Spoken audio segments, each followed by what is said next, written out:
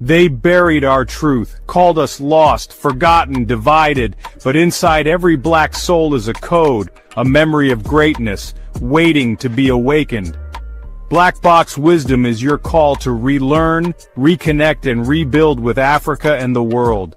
Truth, identity, unity. It's time to unlock what's been hidden too long.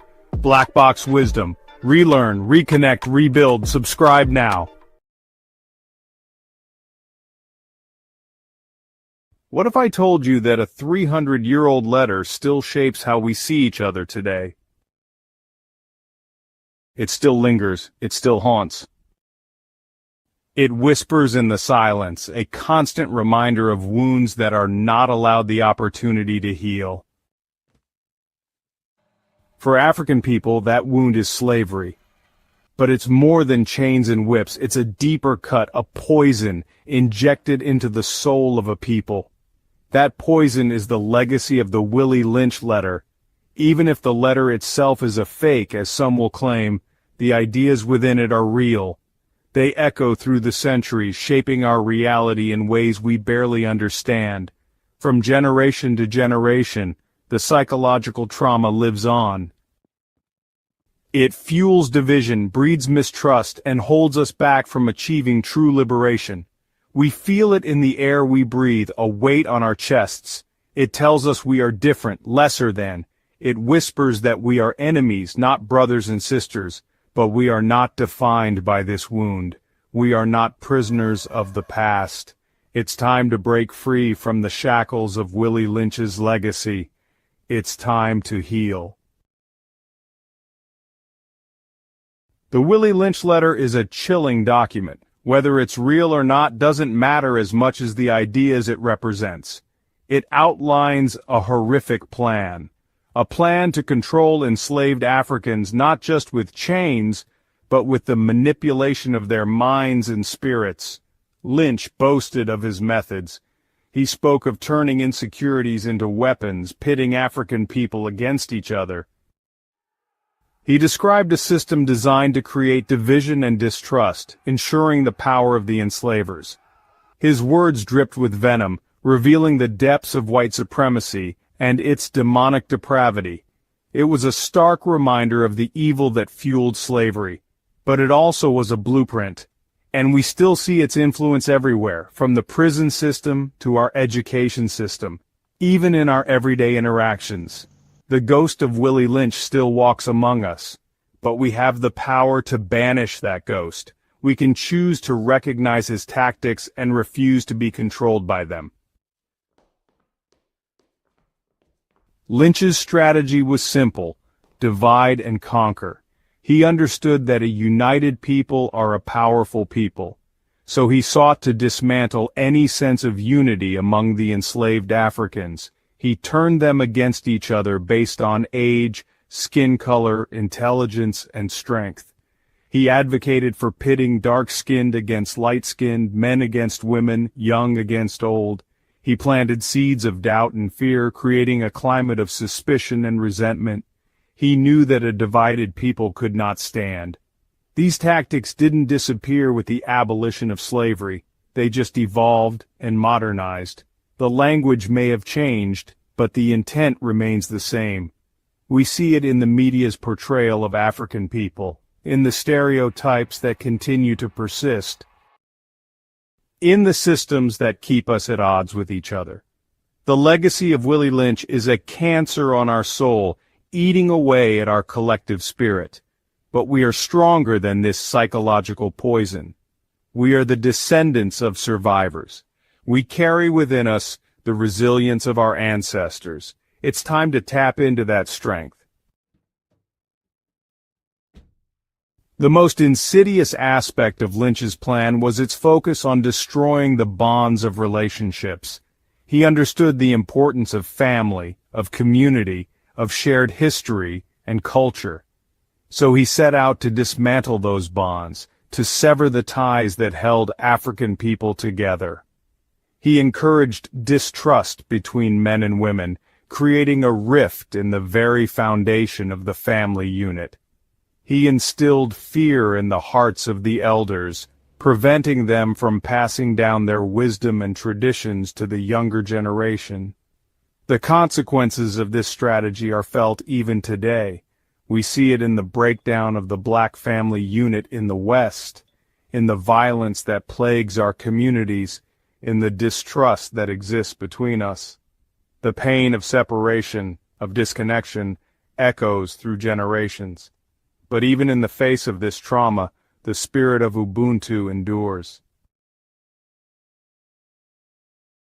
A cycle of pain passed down generations. Trauma doesn't just disappear, it doesn't fade with time, as pointed out so masterfully by Dr. Joy DeGray in her book, Post-Traumatic Slave Disorder, which was originally published in 2005. Instead, it burrows deep, becoming a part of who we are. We carry it in our bodies, in our minds, in our very souls. And often, without realizing it, we pass it down to our children. The pain of Lynch's legacy is intergenerational. It shows up in our relationships, in our self-image or lack thereof, and in the way we move through the world. We internalize the messages of our oppression at a subconscious level, believing the lies that have been told about us and to us.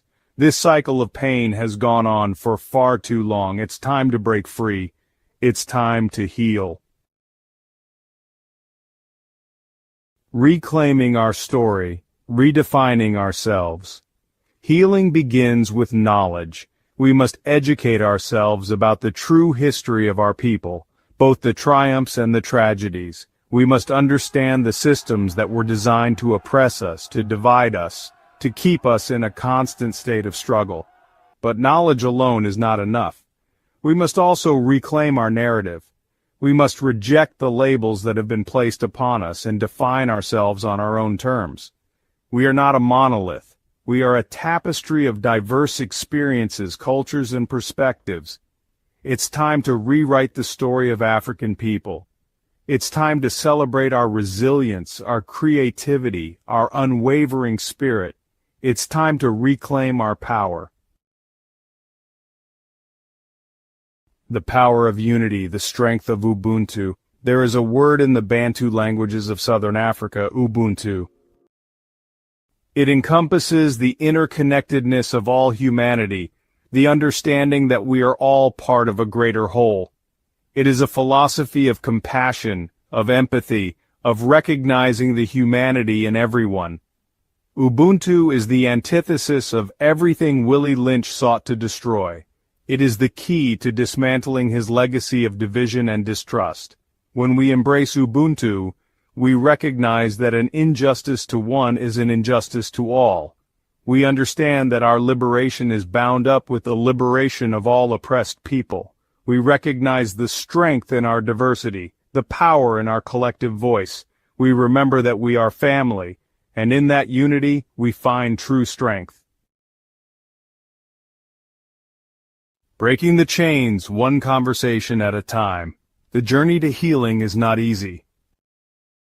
It requires us to confront uncomfortable truths, to challenge our own biases, to dismantle the systems of oppression that exist within and around us.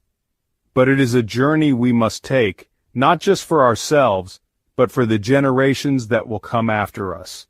We must start by having honest conversations about race, about class, about the ways in which we have all internalized the messages of our oppression in modern black culture. We must be willing to listen to each other, to learn from each other, to challenge each other to grow. We must be willing to do the work, both internally and externally. It's time to break the chains of Willie Lynch's legacy, one conversation, one act of kindness, one step towards unity at a time. Towards a future free from Lynch's legacy. Imagine a future where the words of Willie Lynch no longer hold power. Imagine a world where African people are free to thrive, to love, to celebrate their heritage without fear or shame. Imagine a world where our children inherit a legacy of healing, of unity, of boundless possibility. This is the future we must fight for. This is the future we must build together. It's a future where the echoes of slavery will no longer haunt us, where the poison of division has been neutralized by the antidote of love, understanding, and accountability. It's a future where we finally break free from the shackles of the past and step into the fullness of who we were always meant to be, free, powerful, united. This is the promise of Ubuntu. This is the dream we must make a living reality. If this stirred something in you, that's not by accident. You're part of a global family that's rising. This is just the beginning. Don't just watch. Join the mission. Share this message. Add your voice. Let's build a future we were